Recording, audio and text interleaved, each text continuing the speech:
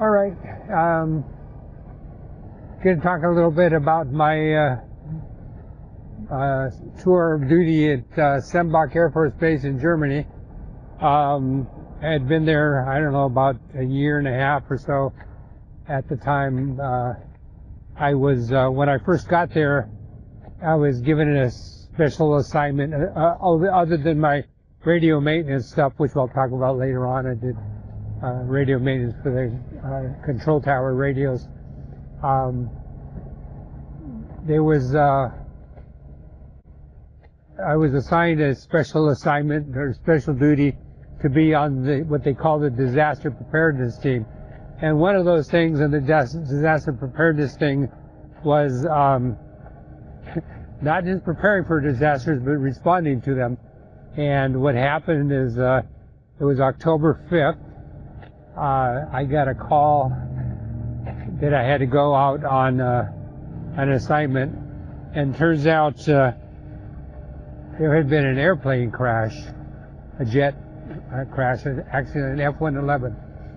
And so I was called out to help with that. And the thing was, the help they wanted us was to pick up the bodies. So we got this call to come out and respond to this disaster, which was an F-111 which had crashed. Now the F-111 was, one of the things it was known for was it had terrain following radar, which meant it would hug the ground with following the radar. And apparently this one hugged the ground a little bit too much. So there was a crash. So we were put on a big bus and all taken out to the area. I was out in the middle of the woods north of Ramstein Air Force Base.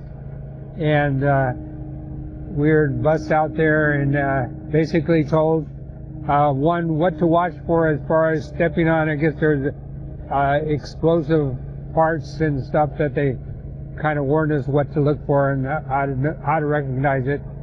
And the other was we were basically there to pick up the bodies, or more truthful, the pieces of bodies. There was not much left of the two people that were on board, the pilot and the navigator. And so we just formed a big long line, kind of starting from the area where it hit, and then out for like about 2 miles where this wreckage was scattered all over.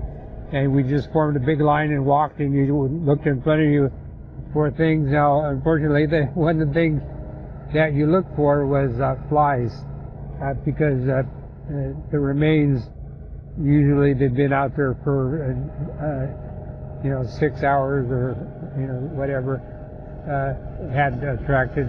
You would see flies. Is how you would notice it, So I was walking along, and I saw something with a bunch of flies all over it, and I had a little flag you hold up, and then medics would come over, and or whoever they were would come over and basically pick up what it was, because you were supposed to not pick it up. You were just supposed to point it out and call them over. I pointed out the piece, and it was about, about the size of a fist. So later on I figured out it was probably one of the guy's hearts. Because when I asked the technician or whoever came over to get it, I said, what is that? And he just said it was reticulated fiber, which I came to understand was it had veins through it, and it was probably a heart. Anyway, so that was the first experience of finding pieces. And then I walked along further, and I saw, again, more flies, and there was a big strip of meat, and I looked closer, and it was a 2 fingers and a piece of arm, and it had the guy's wedding ring on it, which really bothered me, because right away you see that it's a person, and you get that feeling. So before that, it was just chunks of meat, and not to pick up a boot because it might have a foot in it, or watch out if you see a helmet because it might have the head in it. So I got kind of grossed out by that finger and the ring. And then I was still walking along, because like I said, 2 miles, and I saw somebody's ID card, and I thought, oh, somebody dropped their ID card. And I reached down to pick it up, because I wasn't thinking this was part of the wreckage. It was like somebody had dropped their ID card out here, and I picked it up and turned it over, and I read the name on it. It was Captain Stephen H. Reid, R-E-I-D, and I realized that this was the ID card for one of the guys.